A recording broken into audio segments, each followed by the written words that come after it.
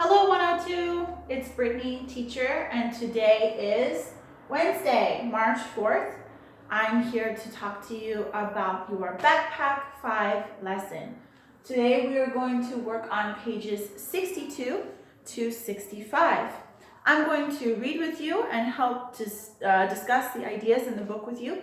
I want you to take a video of you reading with me and send it back after you have finished the rest of your work. Let's begin. All right, open to page 62. In touch. This is a poem or a chant. Remember, when we use poems and chants, it's to help us remember where to put stress on certain words. So it's important that you repeat after me the same way I do, and you practice putting the right stress on the right part of the word. So listen very carefully the first time, and then pause the video, repeat on your own, and then listen to me one more time to see if you sound the same. Okay? Here we go. Let's read together. Out of touch. Out of touch all across the nation. You can't do much with no communication. I decided to write my best friend a letter. But then I decided that email was better. I typed out my message, but when I clicked send, it bounced back to me. It won't reach my friend. The next thing I tried was my mobile phone. There was no answer. Maybe no one was home. So I checked out the forecast on the news station. Uh-oh, there was a bad storm in his part of the nation. Well, his phone line is dead and the modem's no better, so while there's a blizzard, I'll just write a letter. Okay, so this poem is called Out of Touch. Out of touch is a common phrase that we use in English to describe the situation where you want to talk to someone, but you can't.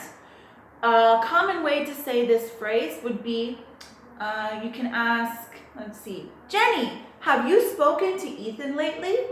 Jenny will say, no, we've been out of touch for a few weeks now. It means you want to talk to them, maybe you've tried to talk to them, but you were not successful. We have been out of touch. Remember, the word touch means like this with our hands. Out of touch means no contact, no communication, no talking, okay? So there are some other strange words, maybe new words in this poem you've never seen before. What about the word modem? Modem. Do you know the word modem? Modem is a piece of part of your computer that's responsible for helping two computers communicate with each other. So when there are big storms and the electricity is gone, the modem doesn't work and you cannot send email, okay? There's also, the bigger part of this poem, what do you think is happening here? In the beginning, this boy is very sad because he wants to talk to his friend. At first, what does he want to do? What form of communication does he want? Yeah, at first he wants to write a letter, but then he tries to use another form of communication because it's faster. What does he want to do next? That's right, email. After email doesn't work, he tries to send the email, but it doesn't go through, right? It comes back to him, it bounces back. So he tries what? Yeah, he tries to call him on the mobile phone. And then after he sees there's a storm where his friend lives, he says, oh, maybe a letter is better after all. Okay? So after I've read one time, pause the video. Now you read. Read to understand and read to practice your pronunciation. Listen to my version one more time and check if your pronunciation is improving. Okay? On the next page, page 63, there is dialogue practice. You have Charles and Mrs. Rivera.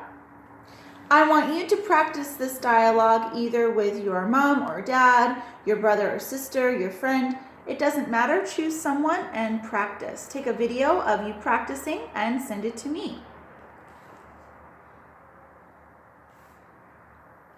Number 3, talk and stick. You can use your stickers from the back of your book, Unit 6, and try to fill in the missing parts of the conversation. Use anyone, everyone, no one, and someone.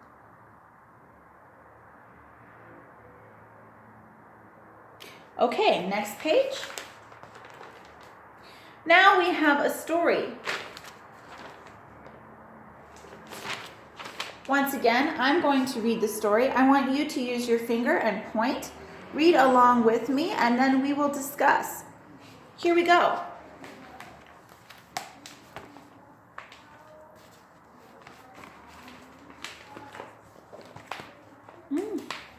It's called Language in the Real World. Not all communication depends on spoken language. Here are some ways we communicate without speaking. Body language around the world.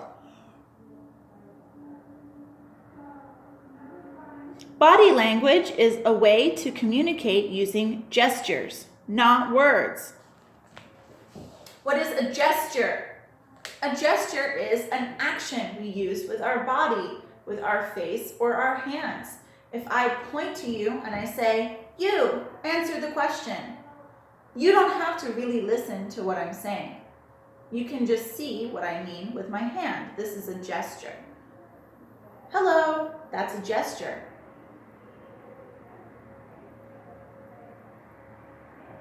Those are all gestures. We do lots of things with our hands and our face and our body to help us express ideas. It's called body language. Everyone uses body language all the time. Why? It helps us communicate.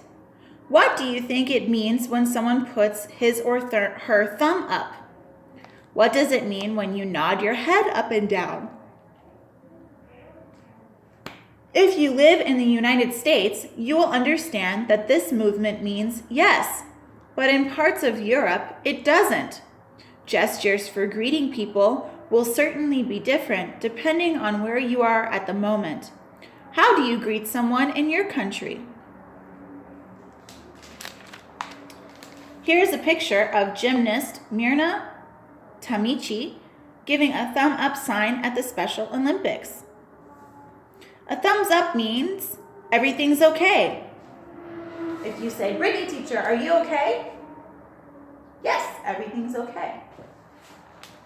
The number 5 in Japan. 1, 2, 3, 4, 5. In Japan, we just say 5.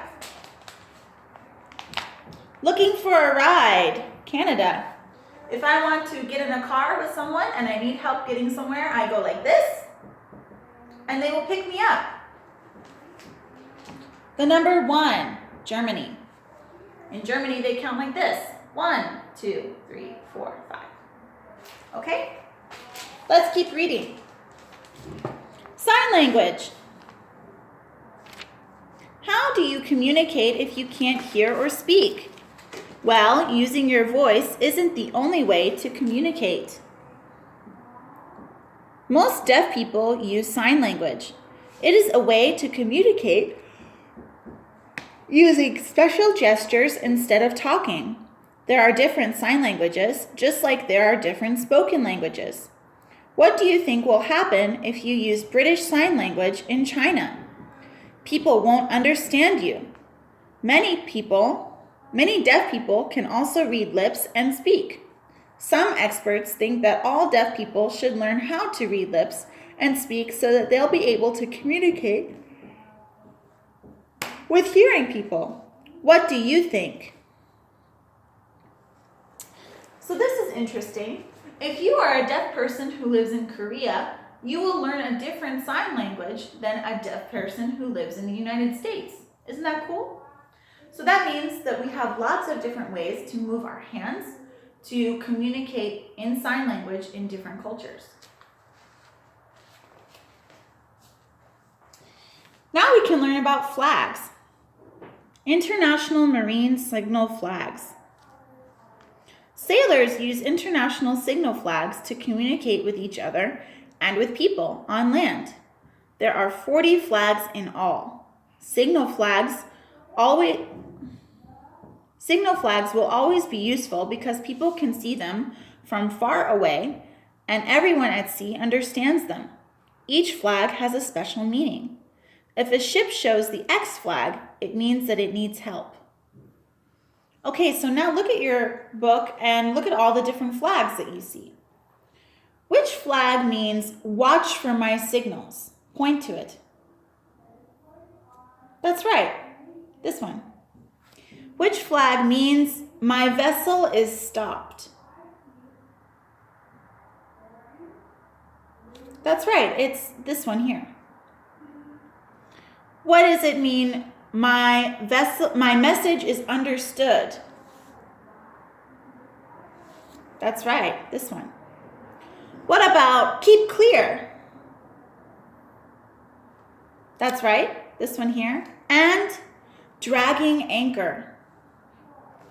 That's right, this one. All of these flags have different meanings, and anyone who is in a boat on sea understands the meaning of each flag. That's pretty cool.